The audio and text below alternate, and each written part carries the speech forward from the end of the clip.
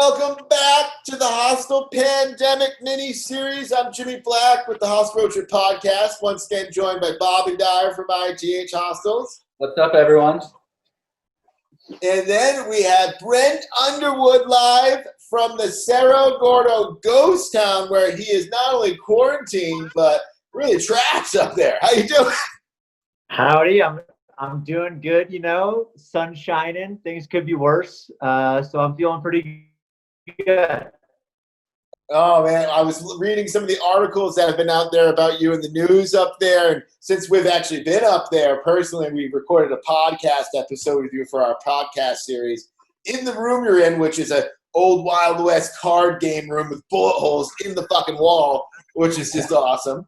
And hopefully you're the only person we see on camera through this whole recording. I'll give you the link if I see anyone. Yeah. In case someone drifts behind, I'll let you know. But such a cool spot. And then you have also got a unique perspective of that you own a hostel in Austin, which is more of a boutique style. What is it, like 18 beds? It's about 20, but yeah, it's very kind of mom and pop style.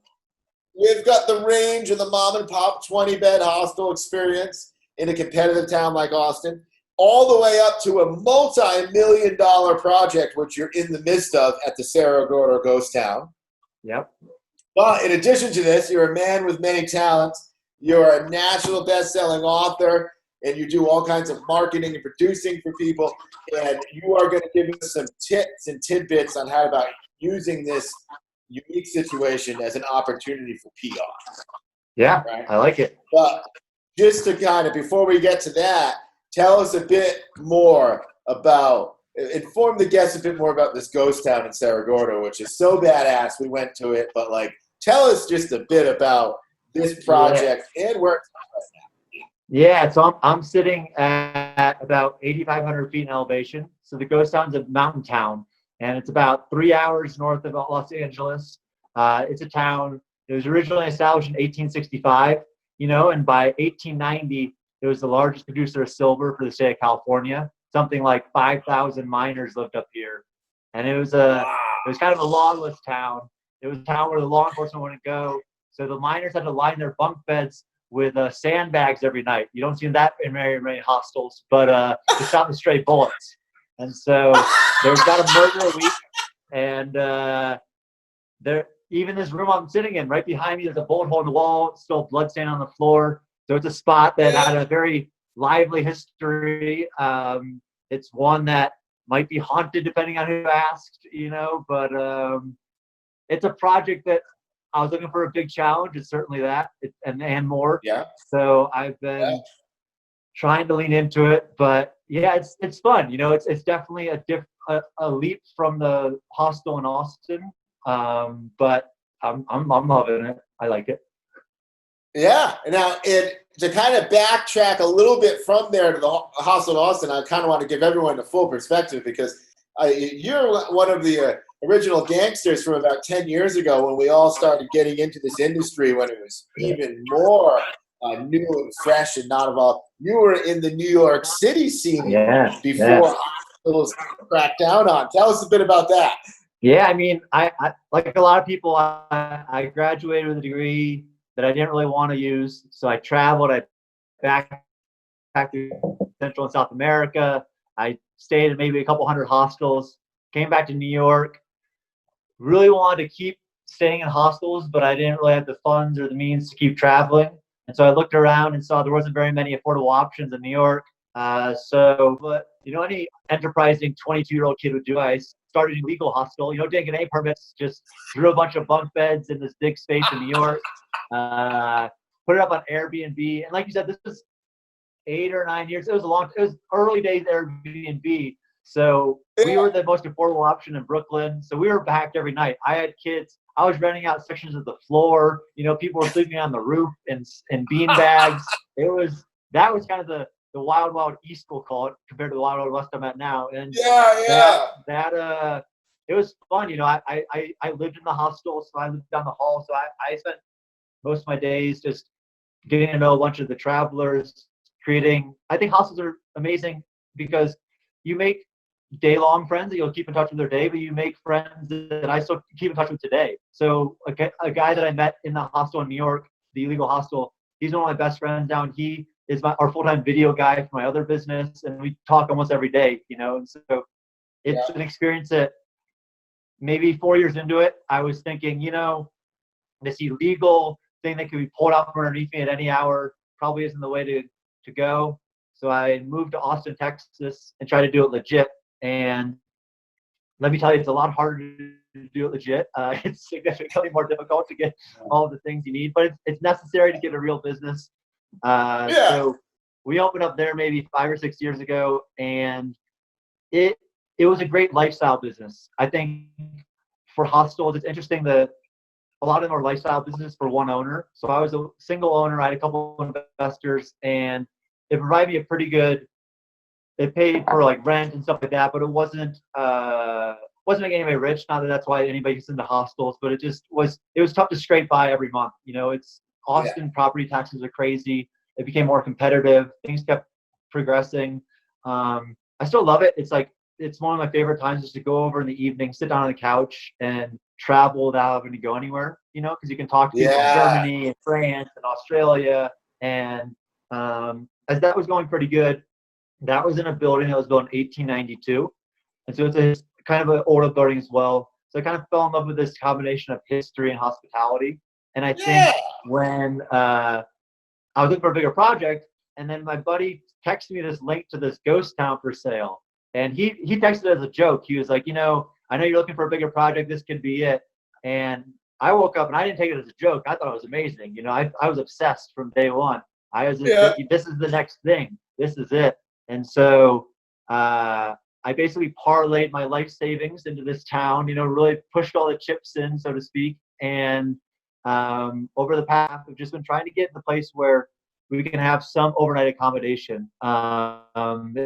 There's 22 buildings up here, but the scale of everything is just so much bigger here. It's the permitting I thought was hard in Austin is so much more difficult when we're remote properties. So we are even having to deal with state with stuff like we could be classified as a state small water system, and which would be a nightmare.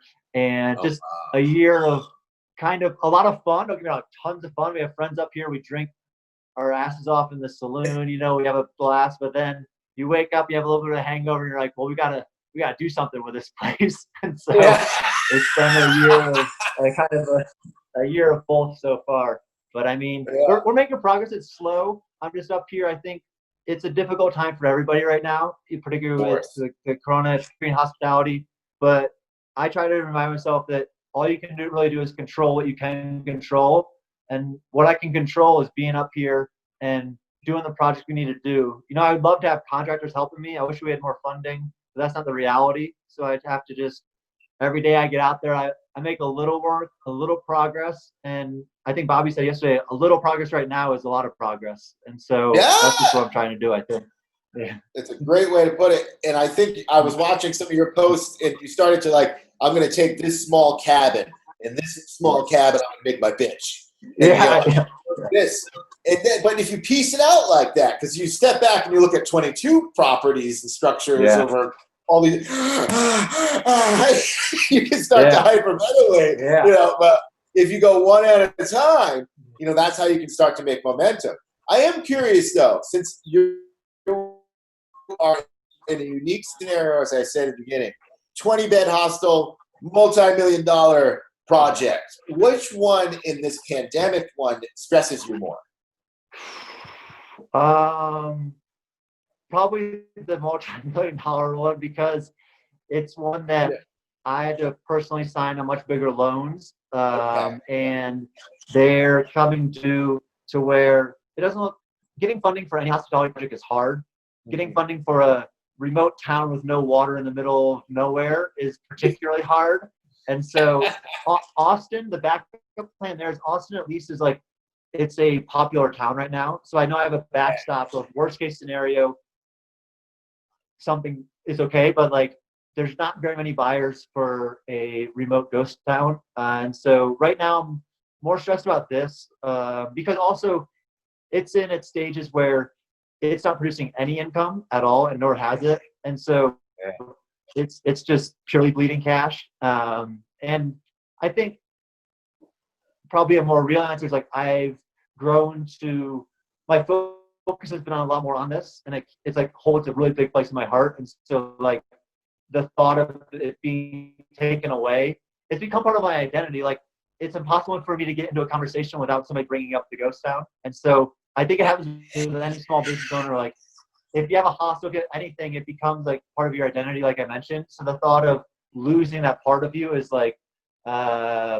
challenging, I guess, and difficult to figure out for sure. Yeah, psychologically, spiritually, emotionally, like I feel that way about our lodge in Big Bear. And when this first started to go down, you start to play out, the scary scenarios in your head of like, well, what if I'm going to sell this place so that I don't lose it? And then you start to get heartbroken of like, oh my God, I can't sell my arm. This is my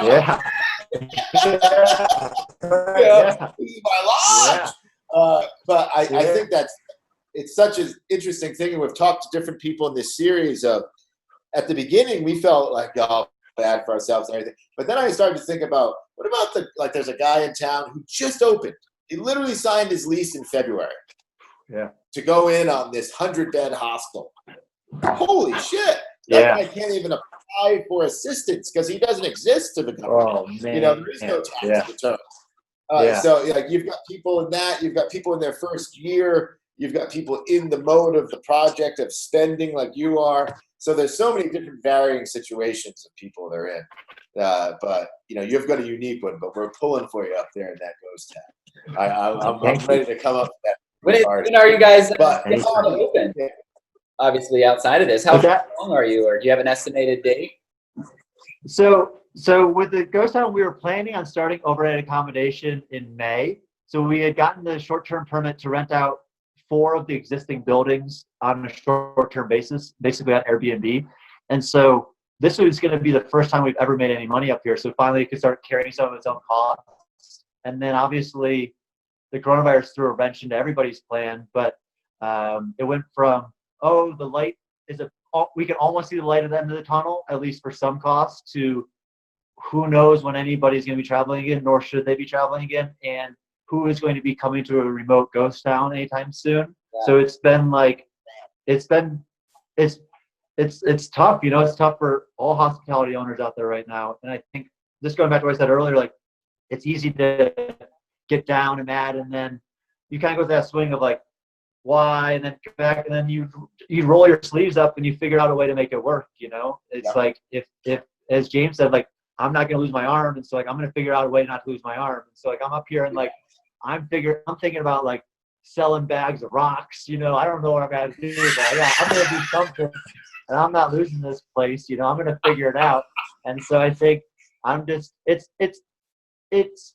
forced me to put my attention on this property that previously wasn't there. I was treating it as kind of like a side project, and now like it forces focus and it forces creativity. So I think if we're looking for any kind of silver linings, like I know you guys are getting creative with your lodges, like I'm trying to get creative up here. Like we're trying to book like photo shoots and video shoots and just different things just to kind of cover some costs. And so it's flexing that creativity muscle a little bit, I think. Yeah, absolutely. Bobby, and I'll take us into a little bit more with Brent here, since you guys are both marketing guys, the advantages and more of these silver linings, what can be done in the marketing and the branding and the PR. What are some advantages or ideas that you can share with the listeners on how to make that silver lining shine a lot more? Yeah, I think, anytime that you find yourself in a situation like this, like press is an interesting thing, right? Because press can be very valuable or it can be essentially useless. And it's hard for people to think how it can be useless. But what I try to think about as press is like, if before you spend a lot of time trying to get a bunch of attention, how are you going to capture that attention when it comes? And I'll give you an example with like an author that I work with. So I work with an author that 10 years ago, this was before social media, this was before email list. He wrote a book that sold literally 1 million copies. Like it sold 1 million copies. So you would think he's coming out of the book this year, and you would think it'd be really easy because he's got this big audience, but they aren't anywhere. They're like dispersed. So it's basically like starting from scratch. So like my point there is like had 10 years ago, he had a way to capture those fans, or there was an email list or even social media or, anything. Our job now would be way easier. And so like, just as a preface for whatever the word is for press, make sure that you're ready for press, and you either have a way to capture the attention or have something to sell. Otherwise, press is kind of just for nothing. And so, to give you an example, like with the ghost town, I literally got stuck up here. The snow is 5 feet deep. I'm not going anywhere. And so, as a marketer, I'm thinking that's interesting. And so, how press kind of typically works is, to my first point, first I made an email list. So I was like, you know what, you want to stay up to date with Cerro Gordo, sign up for this email list. And that, at least when some of the press started coming in the future, when we open up again, at least I'll have a couple thousand people that know we open up. Maybe they can buy some of our souvenirs in the meantime, stuff like that. But as far as like starting the press momentum, I guess how it typically works and how I typically think about it is like this: is first off, what is the story? So like, just the fact of existing isn't really a story. You have to come up with a thing. But most small businesses right now have a story in such. COVID is affecting small businesses very hard. COVID is affecting hospitality locations particularly hard. And so like, there's a start to a story there. And a lot of journalists are looking for independent owners who are struggling in times like this, because that's the type of stories that people are consuming. And so the thought process that I go behind is, don't just go to the New York Times business reporter and pitch your hostel that's in Mississippi that's struggling. Like, that's not a story necessarily. What I like to think, and they get a lot of pitches, start with like, let's go back, like Bobby and I are from Tampa, Florida. Let's say I owned a hostel in Tampa, Florida, just so I'll use that. If I had a hostel in Tampa right now that wasn't doing too well, and I wanted to get a little bit of attention for our stuff, maybe capture some of these fans for future, I would think, what are some local Tampa blogs that might cover this? And like, what are local business reporters for the Tampa Tribune, or maybe even smaller than that? Maybe like, we grew up in a town called Brandon. It's like, who in the Brandon Herald or whatever the hell it was called, like covers small businesses? And I would say, hey, listen, my name is Brent. 4 years ago, I sunk my life savings into this thing. I care so much about my hostel. Obviously, COVID's hit us really hard, but here's some of the things we're trying to do to adapt. It might make an interesting story because I'm from here, blah, blah, blah. And if you go small enough blog, they're probably going to cover that because they're looking for stories. And then once you have a link, let's call it in the Brandon Observer, I would try to include something really interesting in there, like, oh, I'm fucking sorry. I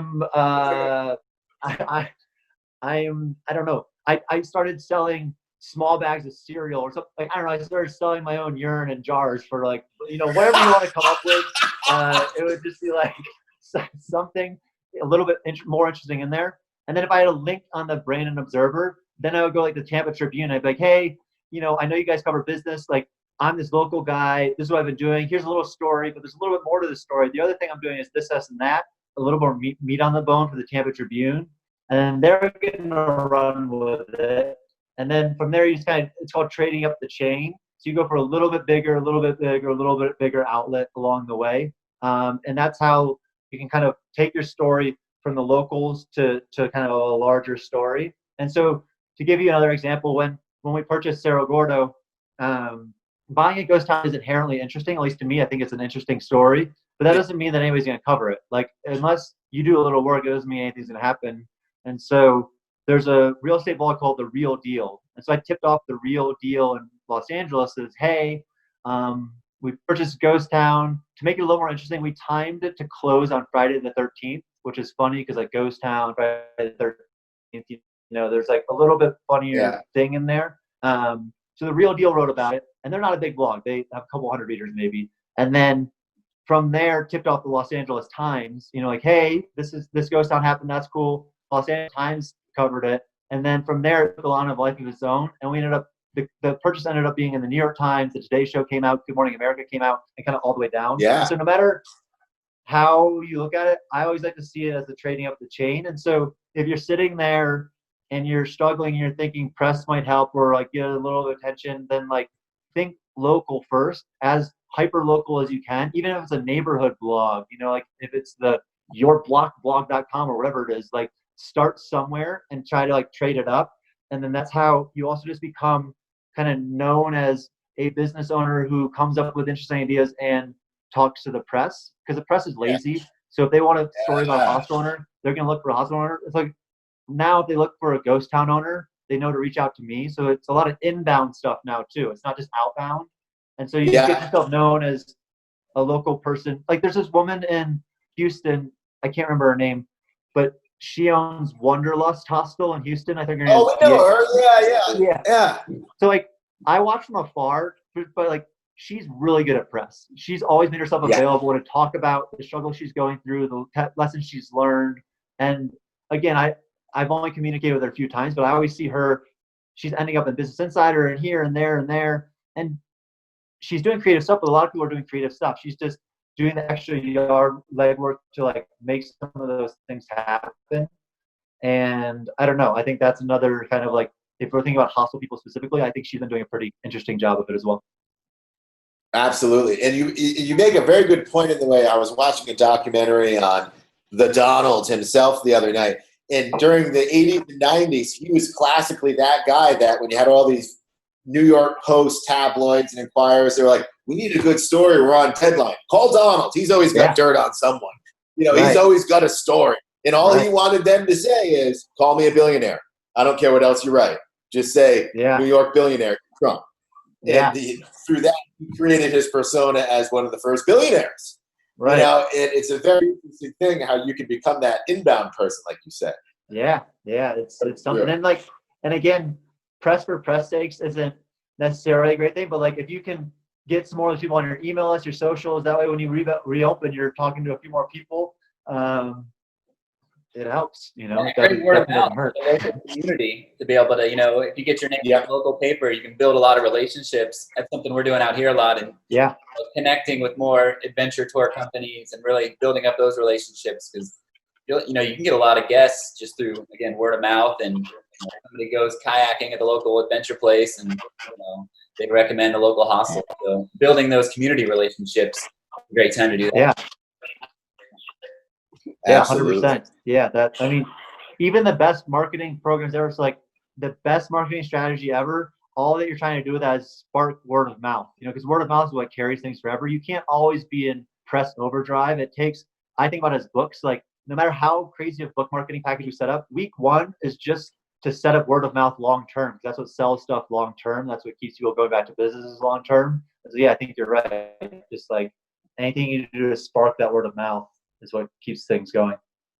Well, that's some sage wisdom from a very accomplished man in your field. So I really appreciate that. And that's some great advice for listeners right now. Because you've got the time. A lot of people have the creativity. But I love that idea of staying local because it is so much more feasible to go to the neighborhood paper and get them and then climb up that chain. So that's great advice there. But thank you so much, Brent Underwood, for joining us. And we look forward to coming back up to the ghost town. I love that saloon, having good times, drinking some bourbon boys again. That will be a blast.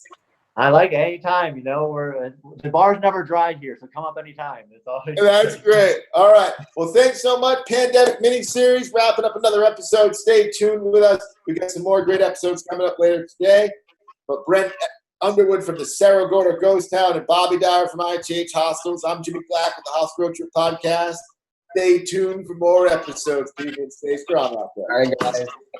All right. Hey, thanks, Brent. That was awesome. Yeah, of course. All right. Well, everybody, stay strong up there. All right. Yeah, absolutely. All right, man. Talk to you later. Man. See you guys.